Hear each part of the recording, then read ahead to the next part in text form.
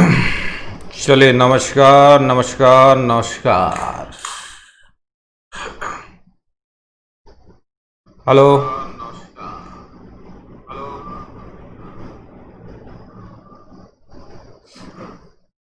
चलिए, एक बार जल्दी से बता दीजिए बेटा, क्या मैं लाइव हो चुका हूं? Am I live? Am I visible? Am I audible? चलिए जल्दी से बता दीजिए सारे बच्चे लोग। साउंड क्वालिटी, वीडियो क्वालिटी ठीक है?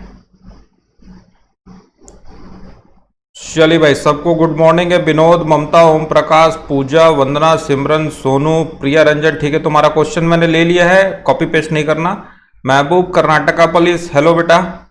सोनम, आशीष, दीक्षा, बेबी, चलिए बहुत बढ़िया। रितेश कुमार, महबूब, ठीक है। चलो, So hello boys and girls, this is Devtir Sahu, the director of Dev Spoken English Classes, English Group, Public Speaker and Author। ठीक है, तो आज हम लेसन 8 के बारे में बात करेंगे। कॉम्पिटेटिव एग्जाम की क्लास चल रही है। जो बच्चे भी किसी भी प्रकार की कॉम्पिटेटिव एग्जाम दिला रहा है, एसएससी हो, सीजीएल हो, स्टेनो हो, सीपीओ हो, बैंक हो, दुनिया जहां का कोई भी हो, तो ये आपका काम करेगा। चलिए, तो कल मैंने प्रोनाउन स्टार्ट किया था, आज इसको हम कंप्लीट करते हैं। ठीक है, और बड़ा इंपॉर्टेंट क्लास रहेगा, तो आराम से पढ़ेंगे। ठीक, ज्यादा मैसेज वगैरह में ध्यान न देते हुए। चलिए, सबको गुड मॉर्निंग है भैया, आदाब है, नमस्कार है, चलिए सत श्री अकाल है। आइए, तो कल मैंने आप लोगों को प्रोनाउन के बारे में बताया था। प्रोनाउन का मतलब होता है सर्वनाम, वे सारे शब्द जिसका प्रयोग किसी नाउन के लिए या नाउन के स्थान पर प्रयोग में लाया जाए, प्रोनाउन कहलाता है। जैसे कि राज एक अच्छा लड़का है, पर राज लेट आता है, तो Raj is a good boy but Raj comes late. लेकिन राज राज बोलना अच्छा नहीं लगता, तो हम बोलते हैं Raj is a good boy but he comes late, तो हम ही का प्रयोग करते हैं। तो टोटल 10 प्रकार के प्रोनाउन होते हैं। कल मैंने स्टार्ट किया था पर्सनल प्रोनाउन से, स्टार्ट किया मैंने किया था पर्सनल प्रोनाउन, वे सारे प्रोनाउन जो किसी व्यक्ति, वस्तु या स्थान के लिए प्रयोग में लाए जाते हैं। तो ही, शी, इट, वी, यू, दे, मैंने सब बताया था कि ये पर्सनल प्रोनाउन है। फिर इसमें हमने नंबर पढ़ा था, पर्सन पढ़ा था, first person, second person, third person.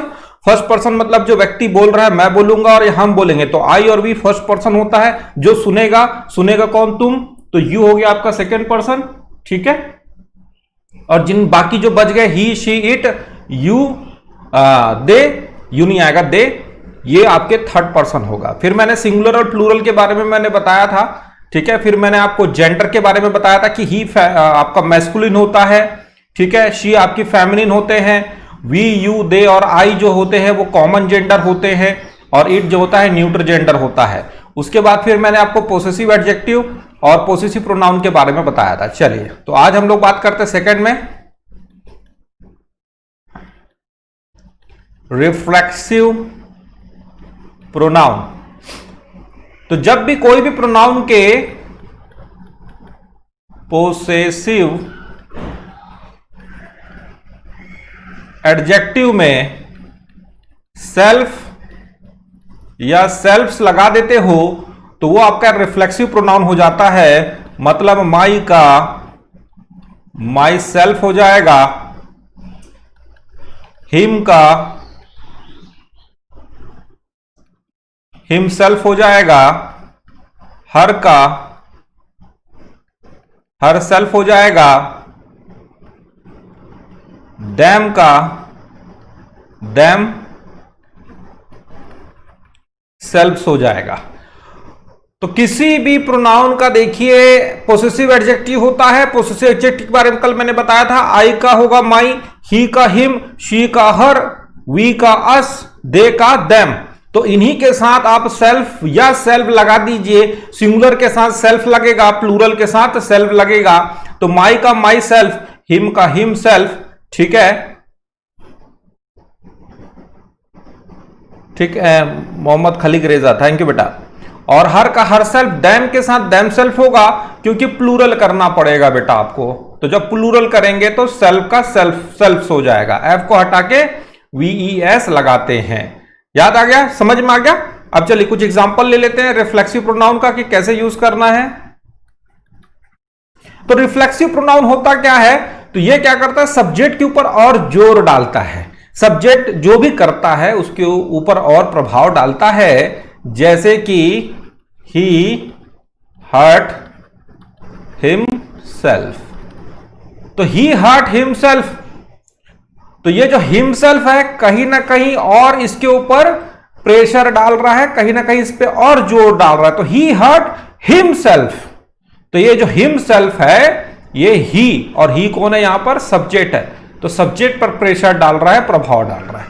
ठीक उसी तरह से आई हार्म्ड माई सेल्फ, तो ये जो माई सेल्फ है ये आई को प्रभाव डाल रहा है।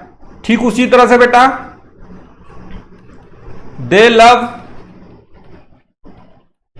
देम सेल्फ्स, तो ये जो देम सेल्फ है ये दे को प्रभाव डाल रहा है, इसके ऊपर प्रभाव डाल रहा है, तो ये कहीं ना कहीं रिफ्लेक्सिव प्रोनाउन कहलाएगा।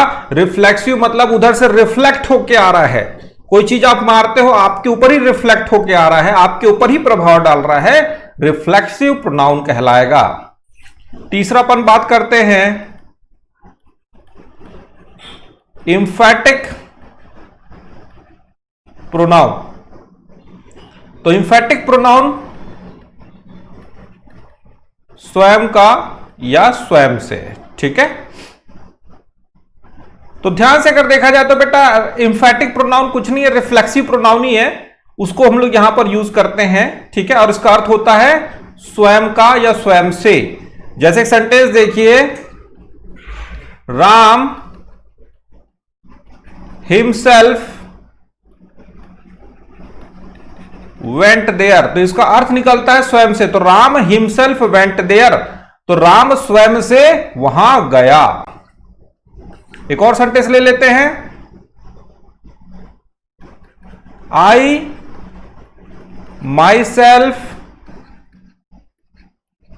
प्रिपेयर्ड दिस, मैंने यह स्वयं से तैयार किया। समझ में आ रहा है? तो इंफैटिक प्रोनाउन मतलब होता है जोरदार होता है, थोड़ा और प्रेशर डालते हो, और यहां पर जो अर्थ निकलेगा बेटा वो स्वयं से निकलेगा। तो राम हिमसेल्फ वेंट देयर या आई माई सेल्फ प्रिपेयर्ड दिस, तो माई सेल्फ हिमसेल्फ कहीं ना कहीं यहां पर उसका अर्थ स्वयं से या स्वयं का दे रहा है।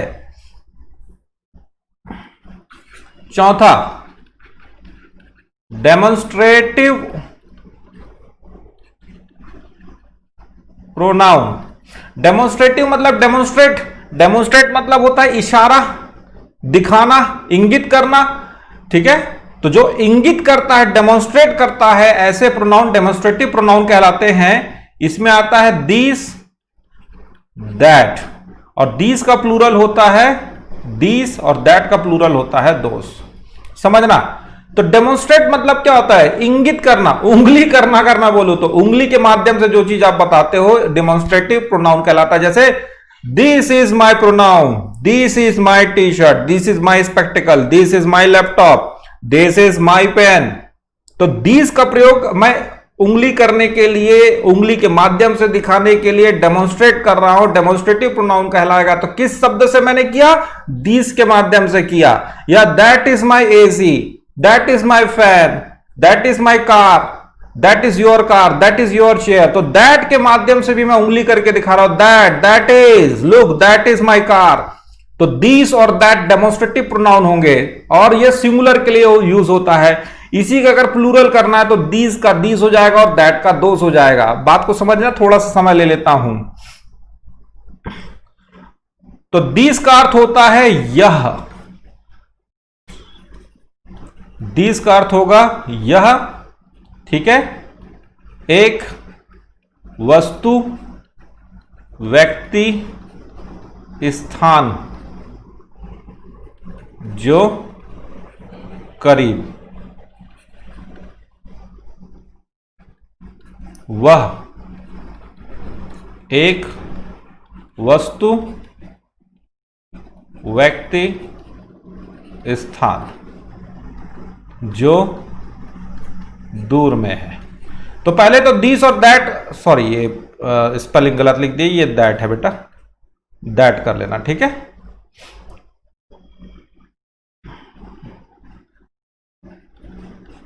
दैट। तो बात करते हैं सबसे पहले दिस और दैट का। तो दिस का मतलब होता है यह, तो तो दिस का जो प्रयोग होता है किसी एक व्यक्ति, वस्तु या स्थान के लिए करेंगे जो हमारे करीब है। जैसे कि दिस इज अ पेन, मेरे करीब है। दिस इज अ लैपटॉप, मेरे करीब है। ये मेरे सामने मोबाइल रखा है तो दिस इज अ मोबाइल। तो दिस के माध्यम से मैं मोबाइल का डेमोन्स्ट्रेशन कर रहा हूं। ठीक है। अब मान लो कोई मोबाइल दूर में है, या कोई वस्तु दूर में है, कोई स्थान दूर में है, कोई व्यक्ति दूर में है, और वो सिंगल है, तो मैं दैट का प्रयोग करूंगा। That is my father, that is my home, look that is a bird. तो दिस और दैट दोनों सिंगुलर के लिए यूज होता है, लेकिन दिस जो करीब है, आपके नियर है, और दैट जो है आपके दूर है। यहां तक क्लियर है। अब इसी का हम प्लूरल फॉर्म ले लेंगे। तो दिस का प्लूरल फॉर्म होता है दिस, और मजेदार बात बताऊं, इसका भी उच्चारण वही है। तो ये प्लूरल के लिए यूज होगा, लेकिन करीब के लिए। ठीक है। अभी आपने दैट पढ़ा, तो दैट का प्लूरल होता है दोस। ये भी प्लूरल के लिए होगा, जो दूर है। समझना। तो दीज का मतलब ये सारे, और दोस्त का मतलब वो सारे। ठीक है। तो इस दीज का प्रयोग हम ऐसे वस्तुओं के लिए करेंगे जो हमारे करीब है लेकिन एक से ज्यादा हो। जैसे these are my pens, these are my brothers, these are my shirts, these are your tables, these are your children. तो जो करीब है प्लूरल में है। ठीक है। लेकिन जो चीज दूर में है और प्लूरल में है, those are my brothers, those are my cars, those are my friends, those are birds. समझ में आ गया। तो ये चारों को आपको ध्यान रखना बेटा। ये डेमोन्स्ट्रेटिव प्रोनाउन है, बड़ा इंपॉर्टेंट रोल प्ले करता है स्पोकन में, कॉम्पिटिटिव एग्जाम में। तो दीज का मतलब होता है यह, और दीज का मतलब ये सारे, दैट का मतलब वह, और दोज का मतलब वे सारे। ठीक है। ये एक के लिए होगा और दैट भी एक के लिए। दिस जो पास में है एक के लिए, दिस जो बहुत सारे हैं करीब के लिए, दैट जो पास में है दूर में है एक के लिए, और दोस्त बहुत सारे के लिए जो दूर में है। याद रहेगा। क्लियर। आगे बढ़ूं मैं, जल्दी से बताइए फटाफट। छोटू शर्मा, चलो नमस्कार है बेटा सब लोग को। मैसेज मैं पढ़ नहीं पा रहा हूं क्योंकि थोड़ा सा मैं अब स्पीड बढ़ा रहा हूं बेटा। चलिए आगे बढ़ते हैं। घनश्याम पांडे, प्रोनाउन के 10 टाइप्स होते हैं। बिल्कुल भैया, कोई नकार नहीं रहा तुम्हारी बात को। 10 प्रकार के पूरे पढ़ाऊंगा मैं। 4 पकड़ नहीं भैया, पढ़ा दिया। साला पकोड़ा ना बन जाए तेरी जात का। चलिए 5वां,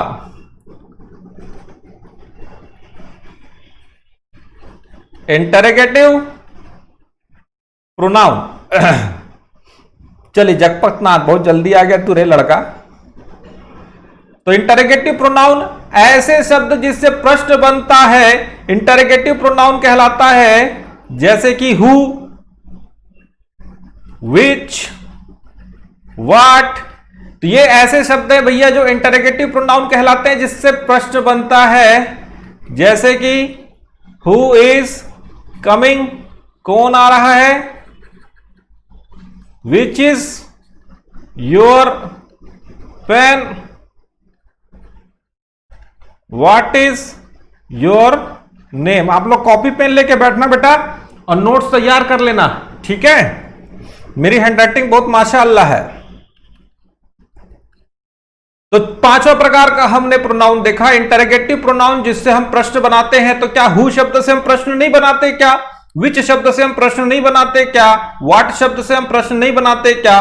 तो हु, विच, व्हाट का प्रयोग जब आप प्रश्नवाचक शब्द के रूप में करोगे प्रश्न बनाने के लिए, इंटरोगेटिव प्रोनाउन कहलाएगा। ठीक है बेटा। चलो ठीक है बेटा, बहुत बढ़िया जगपत। चलिए 6वां देखेंगे, इंडेफिनिट प्रोनाउन। इंडेफिनिट प्रोनाउन का मतलब होता है अनिश्चित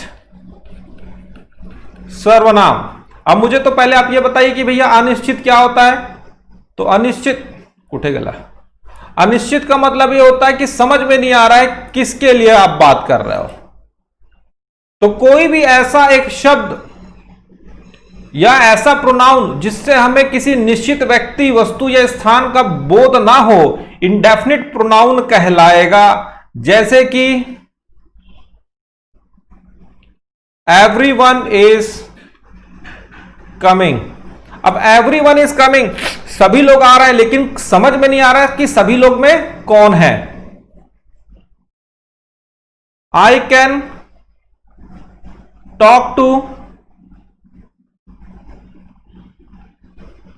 समवन।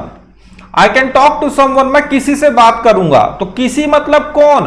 तो ये जो समवन है, किसी निश्चित व्यक्ति की बात नहीं हो रही है, किसी निश्चित पर्सन के बारे में नहीं बता रहा। समवन मतलब कोई भी, एवरीवन मतलब कोई भी, प्रत्येक। तो समझ में नहीं आ रहा बेटा। तो ऐसा सर्वनाम जो किसी खास व्यक्ति, वस्तु के लिए यूज ना हो, किसी के लिए भी यूज हो सकता है, अनिश्चितता का भाव पैदा करता है, इंडेफिनिट प्रोनाउन कहलाएगा। जैसे कि एवरीवन, somebody, all, anyone,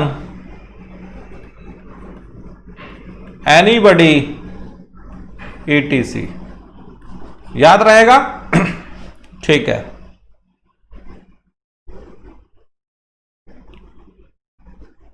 तो someone, anyone, somebody, anybody, तो ये सब अनिश्चित सर्वनाम कहलाते हैं, क्योंकि समझ में नहीं आता कि किसकी आप यहां पर बात कर रहे हो। ठीक है, चलिए 7th में आ जाते हैं, रिलेटिव प्रोनाउन। तो रिलेटिव प्रोनाउन ऐसे प्रोनाउन जो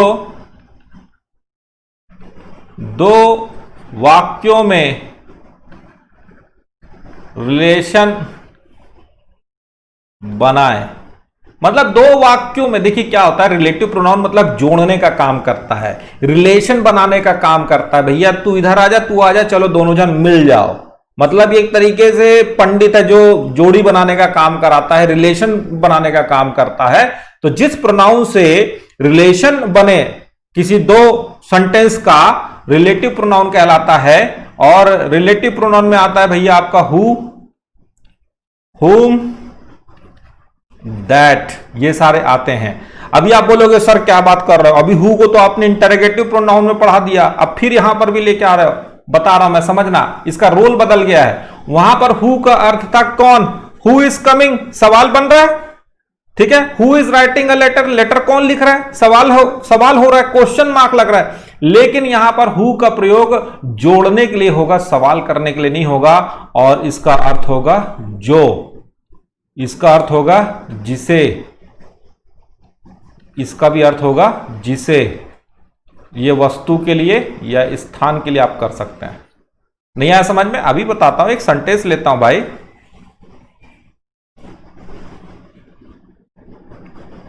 जैसे कि एक सेंटेंस देखिए, I know the boy who has stolen your pen. किसको समझ में नहीं आया सेंटेंस से? तो I know the boy who has stolen your pen. ठीक है, मैं उस लड़के को जानता हूं जो तुम्हारा पेन चुराया है।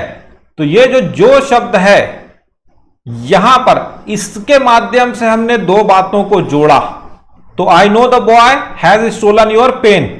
तो इस दो वाक्यों को जोड़ने के लिए हमने कौन सा शब्द का प्रयोग किया? जो का। तो ये जो क्या है, रिलेशन बना रहा है, इन दोनों में रिलेशन तय कर रहा है। इस हु के माध्यम से दोनों के अंदर रिलेशन का भाव पैदा हो रहा है, जोड़ पैदा हो रहा है, इसलिए इसको हम क्या बोलेंगे? रिलेटिव प्रोनाउन बोलेंगे। एक और सेंटेंस देख लो, here is your pen that you want. Here is your pen, यहां तुम्हारा पेन है, या यह तुम्हारा पेन है जो तुम चाहते हो या जिसे तुम चाहते हो। तो हियर इज योर पेन, यह पहला सेंटेंस है, और दूसरा सेंटेंस है यू वांट। तो यह सेंटेंस नंबर ए और यह सेंटेंस नंबर बी। तो तो इन दोनों सेंटेंस को किसके माध्यम से जोड़वा रहे हो? दैट। तो ये दैट जो है ए और बी के बीच रिलेशन पैदा किया, दोनों को जोड़ा, चलो भैया मिल जाओ, तो दैट आपका क्या कहलाएगा? रिलेटिव प्रोनाउन कहलाएगा। और दैट का मतलब हो गया जो या जिसे, ठीक है, वस्तु के लिए। समझ में आ रहा है यहां तक? कोई भी डाउट है तो जल्दी पूछ लीजिए। ठीक, 7 हो गया। 8, डिस्ट्रीब्यूटिव प्रोनाउन। डिस्ट्रीब्यूटिव मतलब डिस्ट्रीब्यूट करने वाला, तो डिस्ट्रीब्यूटिव प्रोनाउन कहलाएगा जैसे कि ईच, एवरी, ईदर, नीदर, ये आपके डिस्ट्रीब्यूटिव प्रोनाउन कहलाते हैं। ठीक है,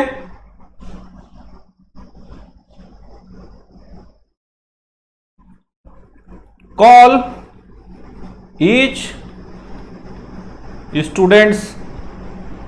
अब इस सेंटेंस को देखिए, कॉल ईच स्टूडेंट, जब हम ईच की बात करते हैं तो सभी स्टूडेंट्स की बात हो जाती है।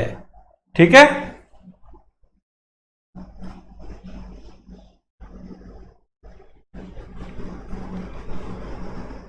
Neither of the two passed, दोनों में कोई भी पास नहीं हुआ। तो जब हम नीदर की बात करते हैं तो यह डिस्ट्रीब्यूट होता है सब में।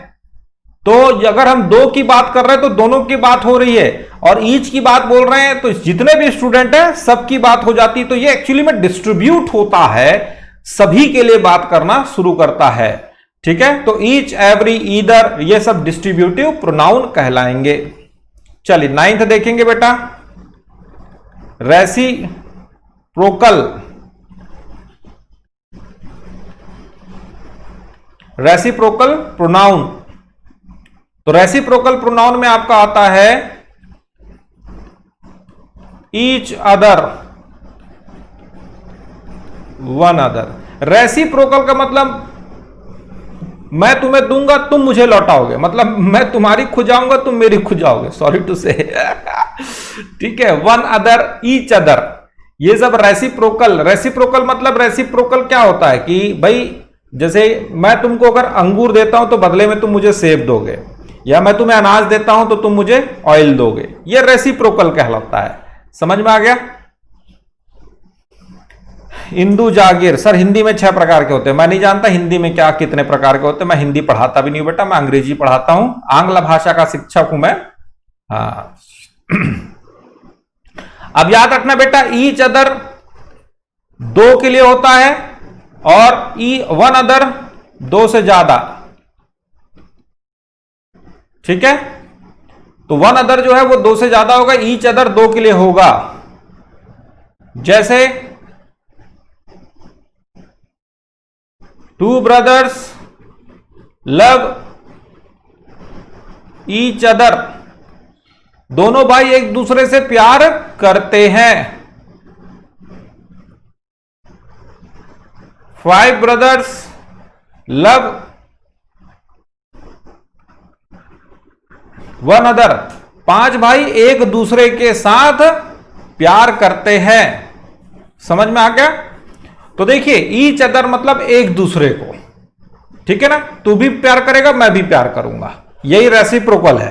तो ईच अदर 2 के बीच, यदि तुम मुझे तो मैं तुझे, और वन अदर 2 से ज्यादा, सभी लोग, मैं भी तुम्हें तुम मुझे वह उसको, ऐसा सब आपस में। तो 2 के लिए जब बात होगी तो ईच अदर की बात होगी, और 2 से ज्यादा होगी तो बेटा वन अदर की बात होगी। ठीक है,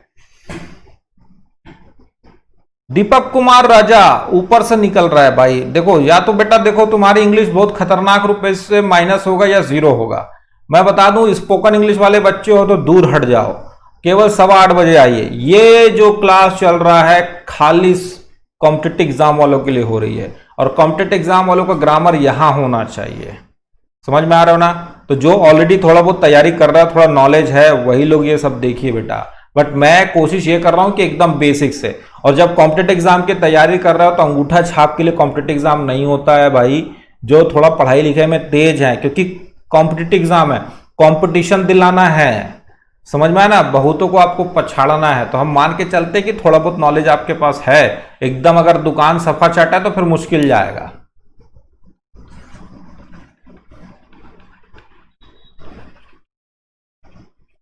एक्सक्लेमेटरी प्रोनाउन,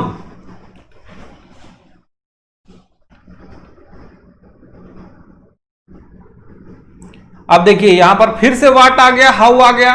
सर ये तो हद हो गई। अभी आपने पहले तो उसको इंटरोगेटिव में लेके आया था, फिर रिलेटिव में भी लेके आ गए थे।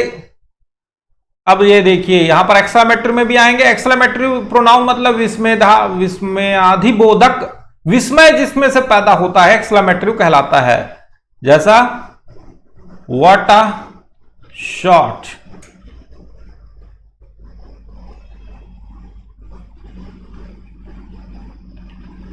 How beautiful she is, what a shot, what a shot, एकदम यकायक दिल से जो भावना निकलता है, चाहे वो खुशी का हो, चाहे वो दुख का हो, चाहे वो शोक का हो, चाहे वो आश्चर्य का हो, एक्सक्लेमेटरी सेंटेंस विस्मयाधिबोधक वाक्य कहलाता है। तो जिस शब्द से एक्सक्लेमेटरी सेंटेंस बनता है एक्सक्लेमेटरी प्रोनाउन कहलाएगा। तो व्हाट से और हाउ से बना सकते हो।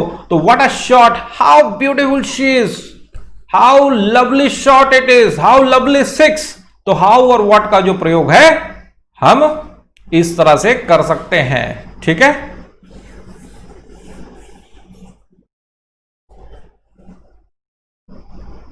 जगपत ना सर मैं दोनों सीख रहा हूं, तो क्या मैं 1 लाख छोड़ूं? 1 लाख छोड़ दे, कौन 1 लाख तेरा लिया है भाई। देखिए आप स्पोकन के लिए भी कर रहे हो, अच्छी बात है, स्पोकन में आते हो, और कॉम्पिटिटिव एग्जाम भी तैयारी कर रहे हैं, दोनों के लिए आप आ सकते हैं। बट कॉम्पिटिटिव एग्जाम्स के लिए अगर आपका टारगेट है तो मैं ये मानता हूं कि थोड़ी बहुत आपकी इंग्लिश अच्छी होनी चाहिए, ठीक है। आप एकदम से सफा चट और अचानक सोच रहे चलो देव सर पढ़ा रहा है तो मैं कॉम्पिटिटिव एग्जाम की तैयारी करा लेता हूं, है ना, फ्री में चल रही तो कर लेता हूं। फ्री में कोई हवाई जहाज उड़ाने चल रहा है तो सर मेरे को भी सिखा दो, सर वो एक्सीलेटर कैसे दबाते हैं, सर देखो गाड़ी पंचर, ये सब नहीं चलेगा भाई। तो जब आपका इंटरेस्ट हो तभी आइए, समझ में आ गया ना, ठीक है। चलो तो 10 प्रोनाउन मैंने पढ़ा दिया, आज बहुत स्पीड से पढ़ा रहा हूं। स्पीड नहीं, यही एक्चुअली आपका गणित है इसी स्पीड से ही पढ़ा जाता है, और इसी स्पीड से हमको पढ़ना रहेगा, तब चीजें यहाँ पर हो पाएगा। इंशाल्लाह आपका वीडियो देखने की कामयाबी मिल जाएगी मुझे, 100% मिलेगा बेटा। मोहम्मद खलीक रजा, श्योर मिलेगा बेटा।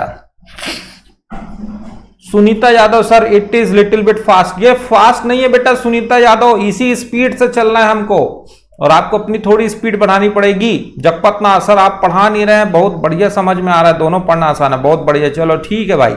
अब चलो कुछ रूल्स में आपको मैं बता देता हूं बेटा प्रोनाउन का, और कल इसके ऊपर खूब सारा मैं क्वेश्चन सॉल्व कराऊंगा, ठीक है। यहां तक अगर कोई डाउट है तो पूछ लीजिए।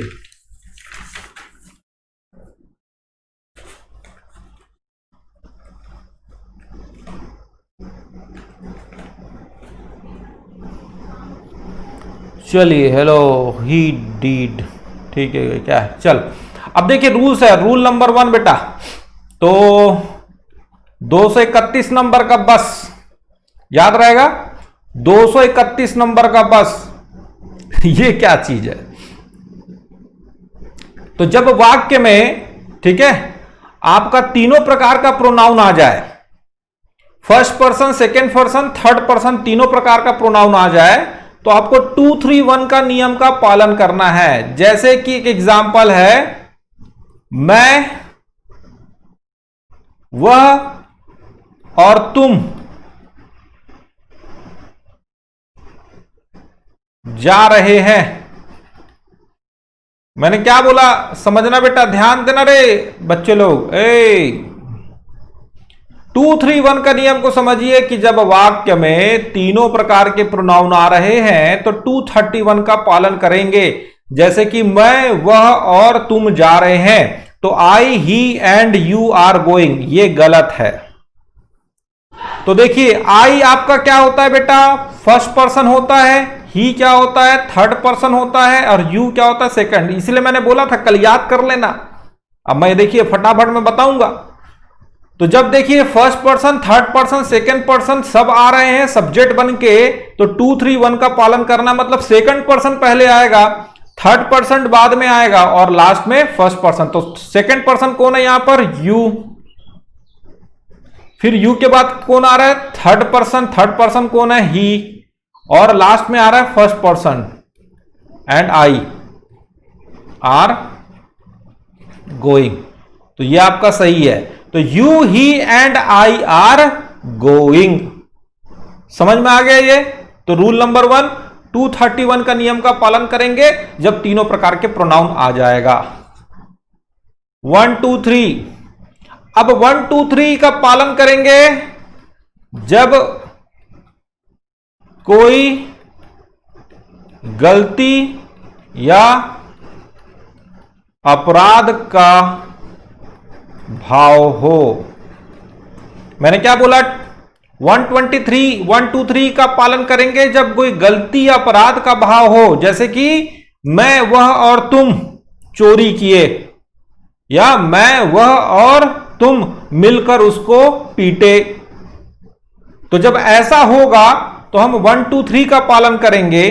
तो 1 मतलब जैसे कि आई, कॉमा, सेकेंड मतलब you, and he stole money. किसको समझ में नहीं आया ये बात? आई, यू एंड ही, ये 1 2 3 है। आई फर्स्ट पर्सन होता है, मैंने बताया था ना, जो बोलता है फर्स्ट पर्सन होता है। मैं बोलूंगा, हम बोलेंगे फर्स्ट पर्सन है, तुम सुनोगे सेकंड पर्सन हो, जो बच गया थर्ड पर्सन है। आई और we first person, you second person, he she it they third person है। तो 1 2 3 का पालन करना है जब किसी प्रकार के गलती का बोध हो रहा है। समझ में आ गया यहां तक? ठीक है, आगे बढ़ूं।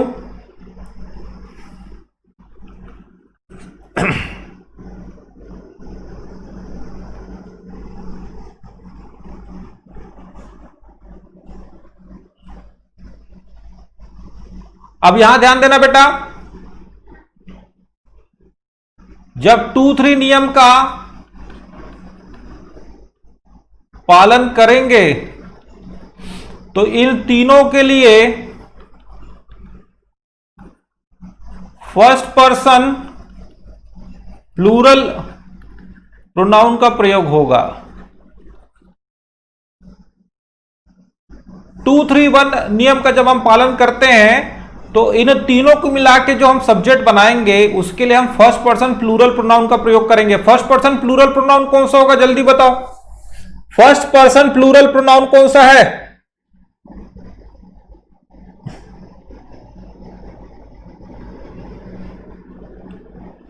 जल्दी बताइए, फर्स्ट पर्सन प्लूरल प्रोनाउन कौन सा है?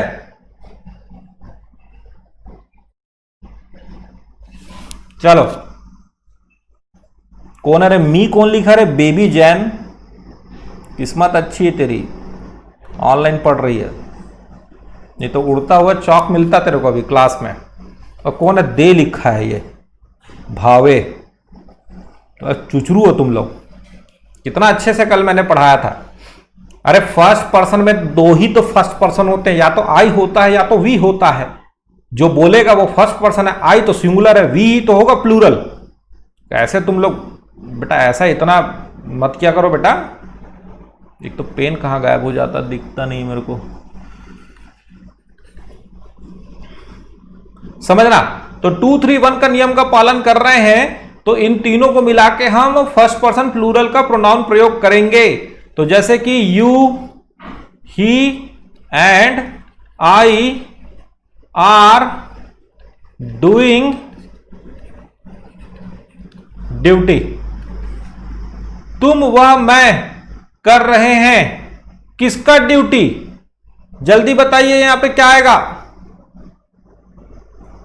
फिल इन द ब्लैंक्स में जल्दी बताओ क्या आएगा। अभी मैंने समझाया था कि इन तीनों के लिए हम वी का यूज करेंगे, तो यहां पर क्या आएगा? जल्दी बताइए फटाफट।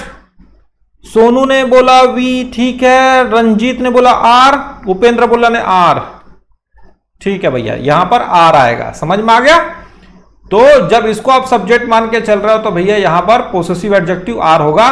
तो तुम, वह और मैं अपनी ड्यूटी कर रहे हैं तो आर ड्यूटी करेंगे। तो यही तो मैंने बताया कि जब 2 3 1 का नियम का पालन करते हैं बेटा तो इसको हम फर्स्ट पर्सन प्लूरल मान के चलेंगे, और इसको हमने मान के चला वी, तो वी का अस और आर होता है, तो पोसेसिव एडजेक्टिव आर का प्रयोग करेंगे। चौथा रूल देखिए,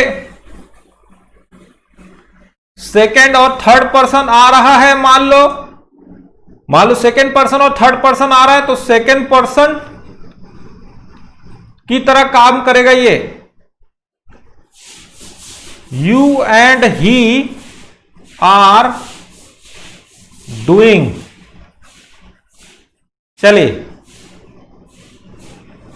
सेकेंड पर्सन और थर्ड पर्सन जब सब्जेक्ट बनकर आ रहे हैं तो इसको हम सेकेंड पर्सन की तरह ट्रीट करेंगे। तो you and he are doing क्या आएगा, जल्दी बताइए रंजीत, चलो जल्दी बताइए। You and he are doing कौन सा ड्यूटी?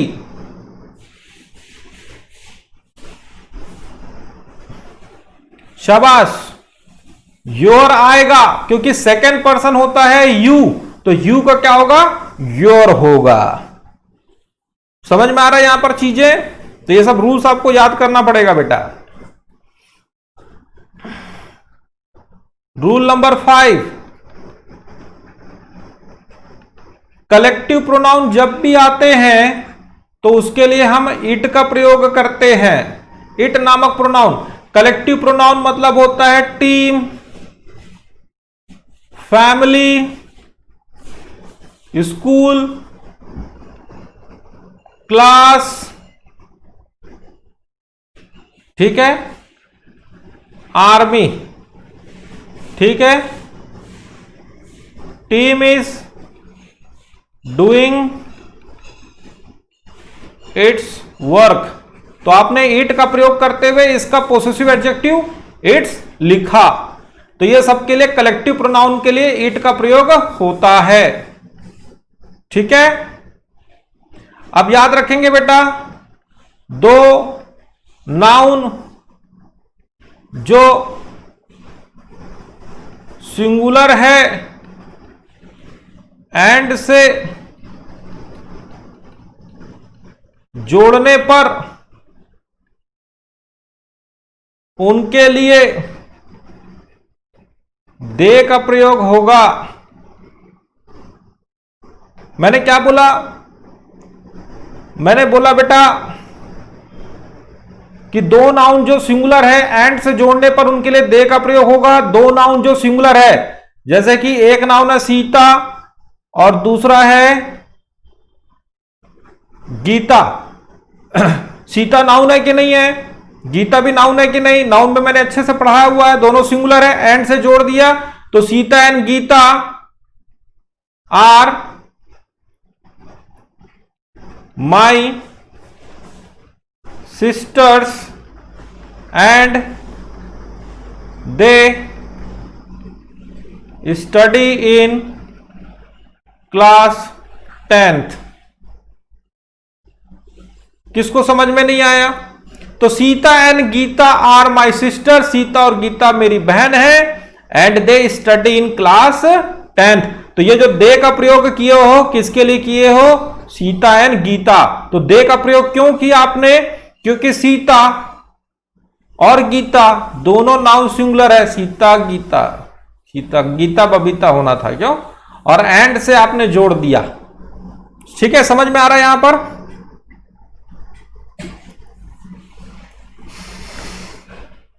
अब इसी में अगला रूल देखिए, दो नाउन जो सिंगुलर है और ईदर और नीदर नॉर से जुड़े हैं तो ही या शी का प्रयोग होगा। ईदर सीता और गीता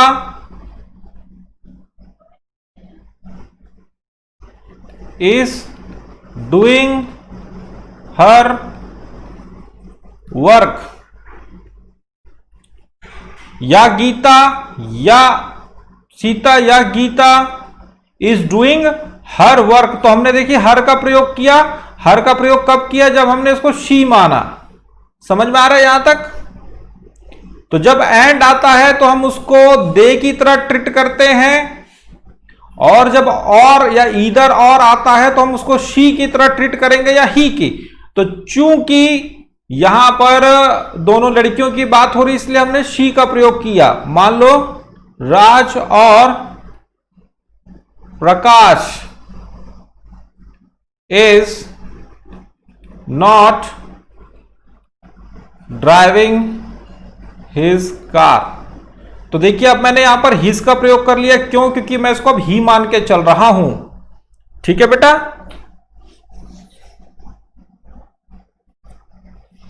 समझ में आ रहा है यहां तक?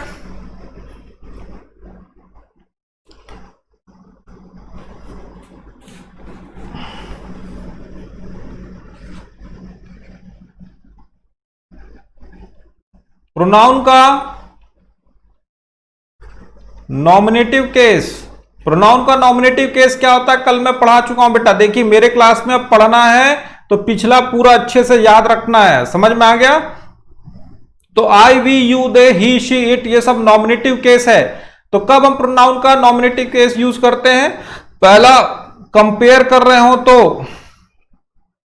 तो जब भी कंपेयर कर रहे होंगे तो हम कंपैरेटिव नाउन का प्रयोग करेंगे। जैसे कि ही इज बेटर देन आई।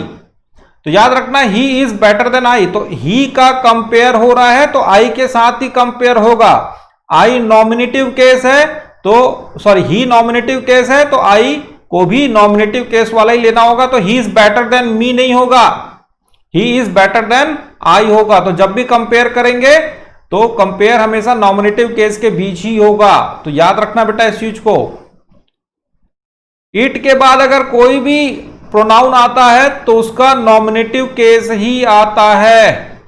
जैसे कि इट इज आई या इट इज ही। याद रहेगा?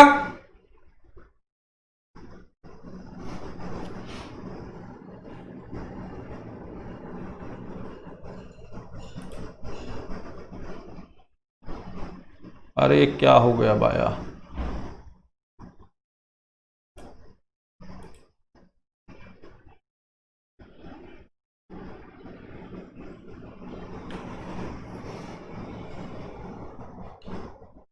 चलिए लास्ट एक और बता देता हूं मैं आप लोगों को, बड़ा इंपॉर्टेंट है, सबसे क्वेश्चन बनेगा बेटा।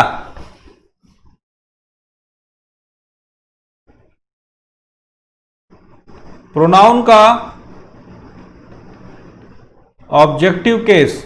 तो कब कब परिस्थितियों में हमको ऑब्जेक्टिव केस यूज करना है ये मैं बता देता हूं। ये नंबर हो गया 8 ए। लेट के बाद हमेशा ऑब्जेक्टिव केस आता है। लेट हिम गो या लेट मी स्लीप। तो याद रखना लेट के बाद आपने मी का प्रयोग किया, लेट के बाद आपने हिम का प्रयोग किया।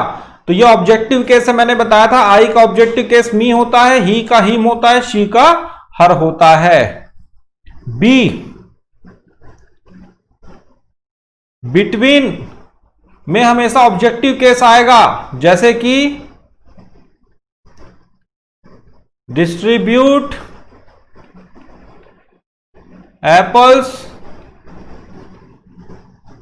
Between Raj and him. Raj और उसके बीच एप्पल्स बांट दो। तो राज एंड हिम। तो जब भी बिटवीन की बात होगी बेटा तो आपको हिम मतलब ऑब्जेक्टिव केस यूज करना पड़ेगा। और कुछ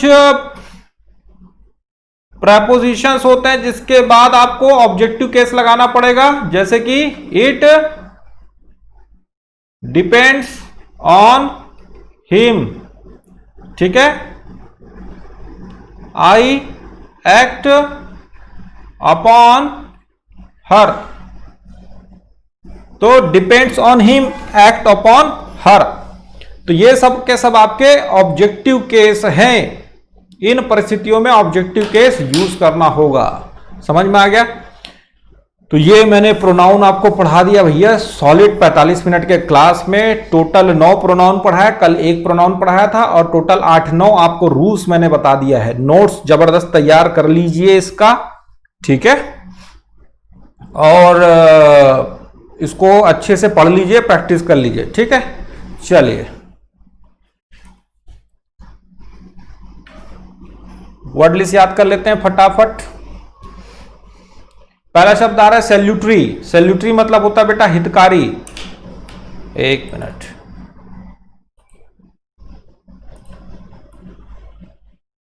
थोड़ा सा टेक्नोलॉजी से खेल लेना मुझे।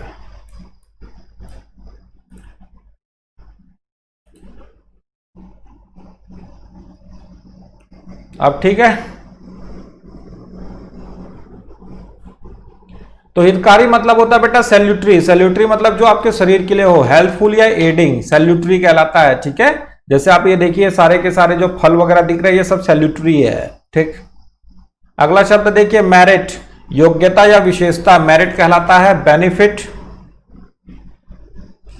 या डिग्निटी आप बोल सकते हो, ठीक है? डिसरिस्पेक्ट या एविल आपके एंटोनिम्स हो जाएंगे, ठीक है? तो योग्यता या विशेषता, मेरिट, बेनिफिट, डिग्निटी, डिसरिस्पेक्ट या एविल एंटोनिम्स होंगे। मैस्कुलिन, ओहो हो कुछ ज्यादा ही घंघोर है साला। सतपुड़ा के घने जंगल है, फटक जाएगा इसमें तो, लॉकडाउन के चक्कर में है। मैस्कुलिन मर्दाना, मस्कुलर, अडल्ट, ठीक है? He was very handsome and masculine, वह बहुत सुंदर और मर्दाना था। तो मैस्कुलिन यानी मर्दाना, मर्दाना यानी मैस्कुलिन। माइटी, बलवान, साला जो देखो वो शर्ट फाड़ रहे, सबको सलमान खान बनना है क्या? तो बलवान यानी होता है माइटी, माइटी यानी बलवान, बलवान यानी माइटी। पोटेंट आप बोल सकते हो बेटा, रोबस्ट आप बोल सकते हो, वीक या डेलिकेट, डेलिकेट यानी नाजुक, छुई मुई। He stuck him with a mighty blow across his shoulder, उसने उसके कंधे पर एक शक्तिशाली झटका मारा, ठीक है?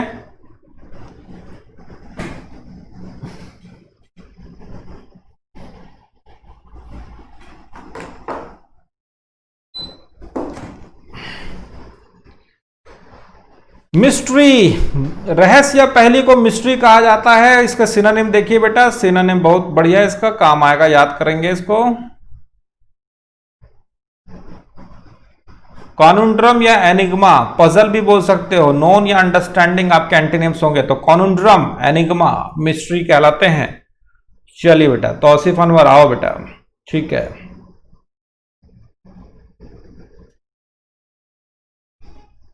तो रहस्य या पहली, मिस्ट्री, मिस्ट्री यानी रहस्य या पहली। न्यूड, नग्न, बाल्ड या नेकेड आप बोल सकते हो बेटा, आप चाहो तो बेयर, बेयर भी यूज कर सकते हो, ठीक है? तो नग्न यानी न्यूड, बाल्ड भी यूज कर सकते हो, नेकेड, बेयर, बेयर फुट बोलते हो ना, नंगे पैर। क्लोथ्ड या कवर्ड आपके एंटोनिम्स हो जाएंगे। तो नग्न यानी न्यूड।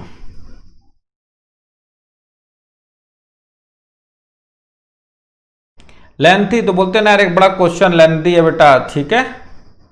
तो लंबा या दीर्घ, लेंथी कहलाता है। ड्राउन आउट, इंटरमिनेबल, कर्टेल या शॉर्टेंड, छोटा, ठीक है? चलिए, तो लेंथी मतलब होता है लंबा या दीर्घ, जो समय ज्यादा लेता हो, दिमाग ज्यादा खराब करता हो। क्लैटर, क्लैटर मतलब होता है कोलाहल, कोलाहल, क्लैटर, क्लैक, हलाबुला, रुकूस, रंपस, नॉइजी, बॉइस्टरस, काफी सारे इसके शब्द है बेटा, ठीक है? सर आप गरीब बच्चों के लिए मसीहा है, क्यों सब बच्चों के पास ट्यूशन के पैसे नहीं होते हैं? ठीक है भाई, इतना भी मत मेरे को बड़ा करो भाई। मोहम्मद खलीक रिजा, चलो भाई, क्लैटर, चलो।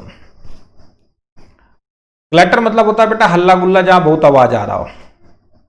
लूसिड, स्पष्ट, लूसिड मतलब जो होता है क्लियर होता है, जो साफ दिखे बेटा, है ना, ठीक है? ल्यूमिनस आप बोल सकते हो। अनएम्बिग्यूअस, एम्बिग्यूअस मतलब होता है खचर बचर, अनएम्बिग्यूअस मतलब एकदम क्लियर।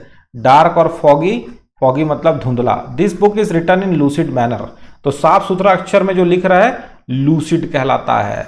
बट मेरा हैंड राइटिंग लूसिड कहाँ है? सॉसर, ये तो पता है, प्याला जिसको रखा जाता है ना, सॉसर। चलिए आगे बढ़ते हैं। प्रेरोगेटिव, बिना रोक टोक का एक स्पेशल पावर होता है जिसमें आपको कोई रोकता नहीं है। विशेषाधिकार प्रेरोगेटिव कहलाता है। इम्यूनिटी आप बोल सकते हो बेटा, ठीक है। चलो, सरोगेट, प्रतिनिधि स्थानपन्न व्यक्ति, प्रॉक्सी या स्टैंड इन, परमानेंट या रियल। ये सरोगेट जो है ना, ये किराए की कोक बड़ा पॉपुलर हुआ था, है ना, सरोगेट मदर। और सरोगेट, सरोगेसी ऑफ एडवर्टाइजमेंट भी बहुत यूज होता है। जैसे इंडिया में लीकर वगैरह का एडवर्टाइजमेंट करना बैन है, लेकिन क्या करते हैं वो किंगफिशर सोडा बोल देते हैं, ठीक है। बैक पाइपर, सीडी प्लेयर, ऐसा कुछ भी उसने बेवकूफ़ बना के करते हैं। तो दूसरे के स्थान पर व्यक्ति, शाहरुख खान ने भी सरोगेसी किया हुआ था। गौरी खान बोली बच्चा नहीं चाहिए शाहरुख, तो किसी और के साथ, वो जो बच्चा तीसरा हुआ ना अब्राम। तो ये सरोगेट बड़ा पॉपुलर है, मीनिंग पता होना चाहिए। एडिक्वेट मतलब होता है पर्याप्त, एक्सेप्टेबल या कैपेबल आप बोल सकते हो। तो पर्याप्त यानी एडिक्वेट, एडिक्वेट यानी पर्याप्त। Whenever you go on a journey, take adequate water and food. जब आप कभी यात्रा में जाए, पर्याप्त पानी और खाना रखें। ठीक है, तो क्लास फिर यहीं तक रखते हैं बेटा। होप सो चीजें आपको पसंद होगी। जाने से पहले लाइक का बटन जरूर दबा दें, ठीक है। और ये मेरा नंबर है, कोई भी अगर जानकारी चाहिए तो मिल जाएगा। डिस्क्रिप्शन बॉक्स में लिंक है, वहां पे टेलीग्राम में आ जाइए, फ्री में सारा PDF मटेरियल आपको उसको मिल जाएगा, ठीक। चलिए, बाय बाय।